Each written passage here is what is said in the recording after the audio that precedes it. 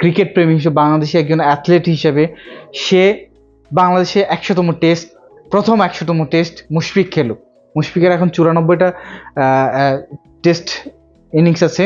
So Mushfiq, আমি চাই যে মুশফিক অ্যাটলিস্ট 100 খেলে তারপরে অবসরের চিন্তা ভাবনা করুক। এটা কালকে তামিম ইকবাল তার একটা ভিডিও বার্তাতে সেও এই মেসেজটা মুশফিকের উদ্দেশ্যে দিয়েছে। সো আমরা চাই যে আসলে মুশফিক আরো সামনে আমাদেরকে অনেক বেশি সার্ভিস দেখ। আর মুশফিকুর রহিম বাংলাদেশের একজন উজ্জ্বল নক্ষত্র, একজন উজ্জ্বল ক্রীড়াবিদ।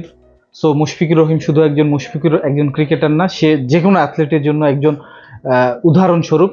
কারণ সে যে পরিমাণ কঠোর পরিশ্রম করে, এরকম পরিশ্রমী আমাদের সকলের হওয়া উচিত। প্রত্যেকটা ক্রীড়াক্ষেত্রে যদি আমরা উন্নতি করতে চাই তাহলে অবশ্যই পরিশ্রমের বিকল্প কিছু নাই। মুশফিক তার পরিশ্রমের মাধ্যমে তার সাধারণ ক্রিকেট ক্যারিয়ারকে অসাধারণ করে তুলেছে।